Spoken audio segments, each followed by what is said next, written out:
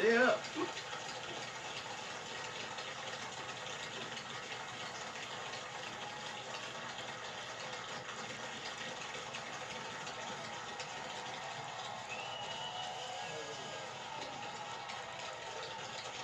Chief Justice Roberts, Vice President Harris, Speaker Pelosi, Leader Schumer, Leader McConnell, Vice President Pence, my distinguished guests, my fellow Americans. This is America's day. This is democracy's day. A day of history and hope, of renewal and resolve. Through a crucible for the ages, America has been tested anew, and America has risen to the challenge. Today, we celebrate the triumph not of a candidate, but of a cause, the cause of democracy. The people, the will of the people has been heard, and the will of the people has been heeded. We've learned again that democracy is precious. Democracy is fragile.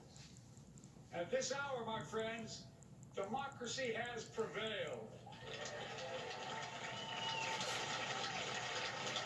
So now, on this hallowed ground where just a few days ago, violence sought to shake the Capitol's very foundation, we come together as one nation, under God, indivisible, to carry out the peaceful transfer of power as we have for more than 2 centuries.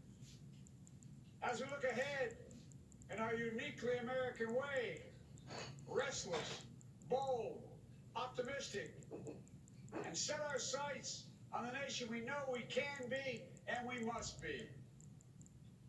I thank my predecessors of both parties for their presence here today.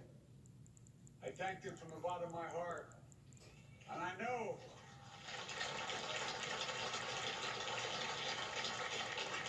the resilience of our Constitution and the strength of our nation, as does President Carter, who I spoke with last night, who cannot be with us today, but whom we salute for his lifetime in service. I've just taken the sacred oath each of those patriots have taken. The oath first sworn by George Washington. But the American story depends not on any one of us, not on some of us, but on all of us, on we the people who seek a more perfect union. This is a great nation. We're good people. And over the centuries, through storm and strife, in peace and in war, we've come so far. But we still have far to go. We'll press forward with speed and urgency, for we have much to do in this winter of peril and significant possibilities. Much to repair, much to restore, much to heal, much to build, and much to gain. Few people in our nation's history have been more challenged or found a time more challenging or difficult than the time we're in now. Once in a century virus that silently stalks the country. It's taken as many lives in 1 year as America lost in all of World War II. Millions of jobs have been lost. Hundreds of thousands of businesses closed. A cry for racial justice, some 400 years in the making, moves us. The dream of justice for all will be deferred no longer. A cry for survival comes from the planet itself. A cry that can't be any more desperate or any more clear. And now, a rise of political extremism, white supremacy, domestic terrorism, that we must confront and we will defeat. To overcome these challenges, to restore the soul and secure the future of America, requires so much more than words. It requires the most elusive of all things in a democracy: unity. unity. In another January, on New Year's Day in 1863, Abraham Lincoln signed the Emancipation Proclamation. When he put pen to paper, the president said, and I quote, "If my name ever goes down into history, it'll be for this act, and my whole soul is in it." My whole soul is in it. Today, on this January day, my whole soul is in this. Bringing America together, uniting our people, uniting our nation. And I ask every American to join me in this cause.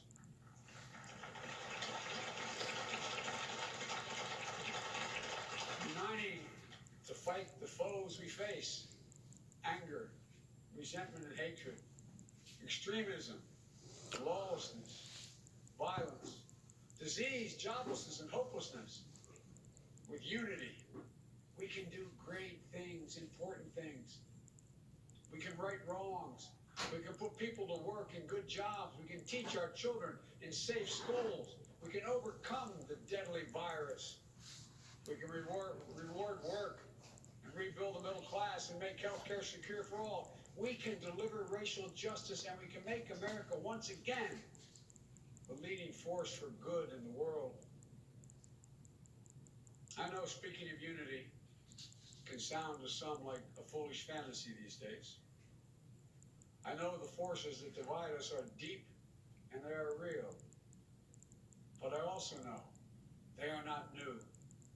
Our history has been a constant struggle between the American ideal that we're all are created equal and the harsh, ugly reality that racism, nativism, fear, demonization have long torn us apart.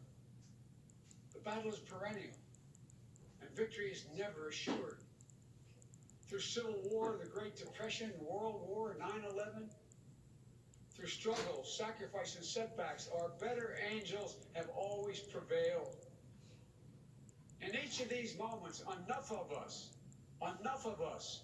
have come together to carry all of us forward. And we can do that now. History, faith, and reason show the way of unity. We can see each other not as adversaries, but as neighbors. We can treat each other with dignity and respect. We can join forces, stop the shouting, and lower the temperature. For without unity, there is no peace, only bitterness and fury. No progress, only exhausting outrage. No nation, only a state of chaos.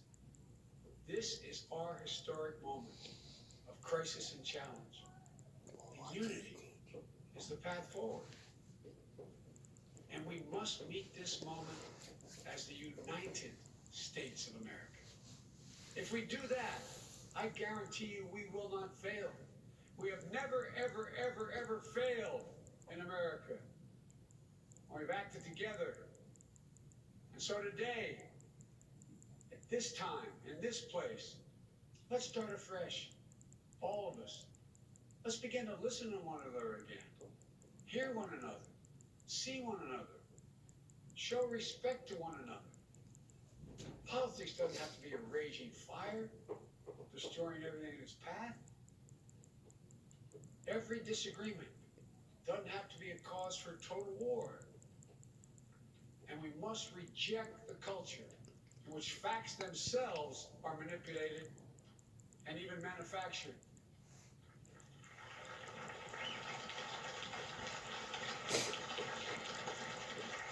My fellow Americans, we have to be different than this. America has to be better than this. And I believe America is so much better than this. Just look around. Here we stand in the shadow of the Capitol Dome, as was mentioned earlier, completed amid the Civil War, when the Union itself was literally hanging in the balance. Yet we endured. We prevailed. Here we stand, looking out on the Great Mall, where Dr. King spoke of his dream. Here we stand, where 108 years ago, at another inauguration,